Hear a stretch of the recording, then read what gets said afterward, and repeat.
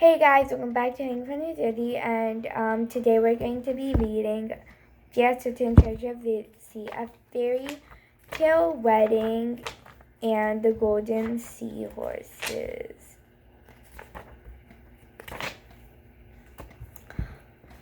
What a happy ending to this adventure, said Violet. Not only is our Queen Marina saved, but the Queen has found her lost love, and we're invited to the wedding, said Pam. I'm sure there will be a great feast. Colette was only Thea's sister, frowning. I'm glad we're invited, but we can't wear these wetsuits to our royal wedding, she said. What's wrong with them? Asked Will. They're fine for a mission, but this is a special event, Curve replied. I wonder if the fairies would mind lending us some clothes, Queen asked. One of the fairies of the deep approached us, smiling sweetly.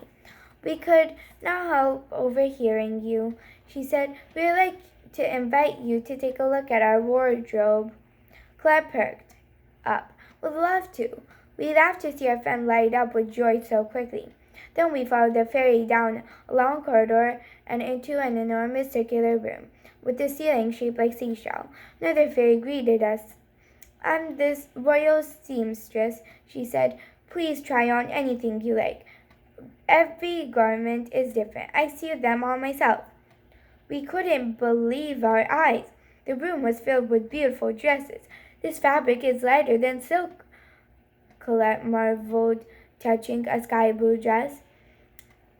And look at the pearls on this yellow gown, said Pam.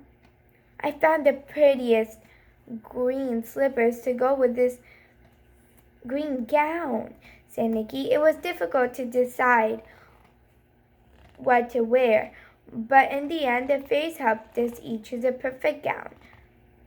I feel like a real princess, Fatty said, twirling around in her long purple dress, embroidered with stars. I know what you mean, agreed Polina, as she clipped a blue star into her hair.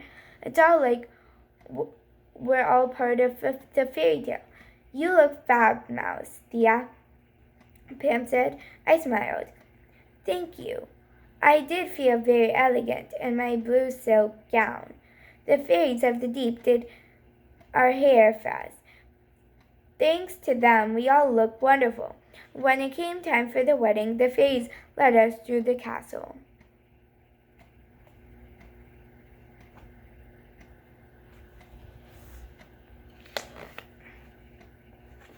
To the grand ballroom, which was filled with fairies in gorgeous gowns. Will came over wearing a pearl gray suit. Y'all look great, he told us. I've seen you've cleaned up too, I said. Now, do you understand why we couldn't wear wetsuits here? Claire asked, motioning to the other wedding guests. Suddenly, a blaring trumpet filled the room. Everyone stopped talking and turned to the main door. Queen Anne walked in. She looked stunning, wearing a pale pink gown decorated with seashells and pearls. A tiara sparkled on top of her head. What a dress, said Colette. Then Natalia stepped in wearing a suit with a mother of pearl. He took Anne's hand and they walked through the ballroom together.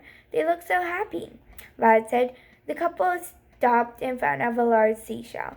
That shell is filled with sand from all over the realm. A nearby fairy explained.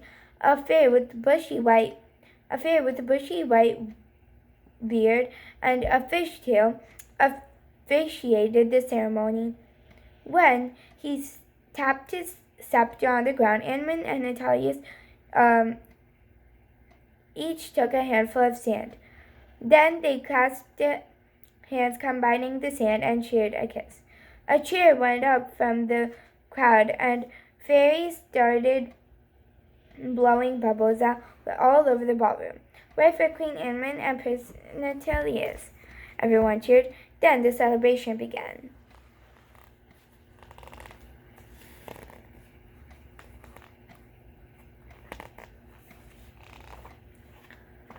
The Golden Seahorses. When the ceremony was over, the wedding celebrations began. The musicians struck up a sweet romantic tune, and the crowd parted for Anne and Natalia's. It was time for the first dance. The queen and the prince gazed into each other's eyes as they twirled around. "They're so graceful. It's like they're floating," Claire remarked. "All you have to do is look into their eyes to see how in love they are," added Violet. It was a beautiful sight. Above the dancers, golden garlands hung from the ceiling along with ribbons adorned with shell and sea flowers. First song ended and the musicians struck another tune. Fairy couples joined Anman and Telius on the dance floor. Will turned to Plina. "May I have this dance?" he asked, holding out his paw. "Of course," Plina replied. She put her paw in his hands, and he led her out to the dance floor. The other Thea sisters and I watched as Will and Plina twirled across the grand ballroom. "They look so sweet," Colette said. "Speaking of sweets," said Pam, "when do we get to eat some wedding cake?" We all laughed. "I don't know if it's time for cake yet, but there's a pretty nice bed over there," Nikki said, nodding toward the wall. Long tables were piled with delicious-looking food. We all walked over to try some. "They're all desserts," Pam cried happily.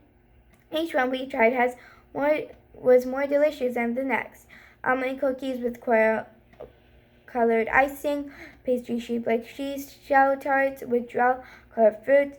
Then the musicians stopped playing, and two fairies came in carrying the wedding cake. It had 3 tiers with turquoise icing and sugar decoration shaped like coral, starfish, and seashells. Queen Inman, Prince Natilius walked up to the cake hand in hand and cut the first slice. The room erupted in cheers for newlyweds. The music started up again, and they danced away while fairies cut the rest of the cake. "This is the best wedding ever," said Pam, taking a bite of her piece. The celebration continued with more dancing, food, and laughter.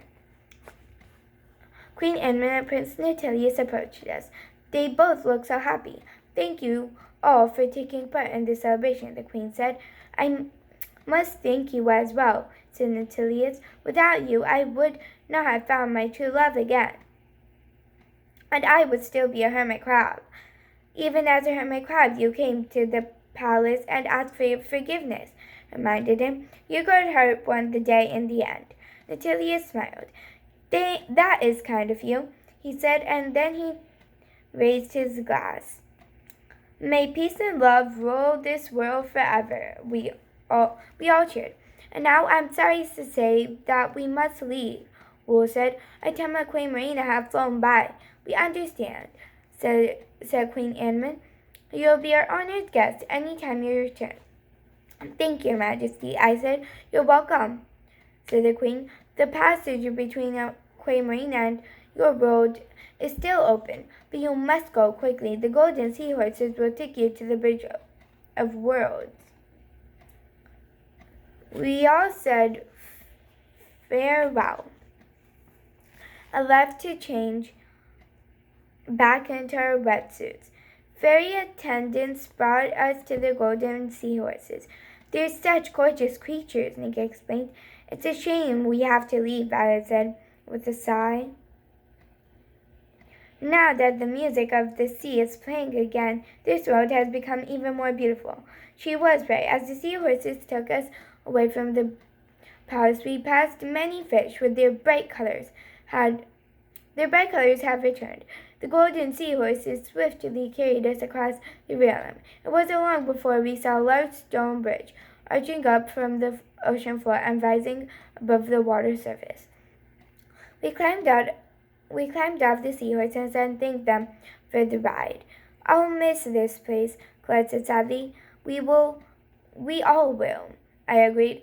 "But we'll always keep the memories we made here in our hearts."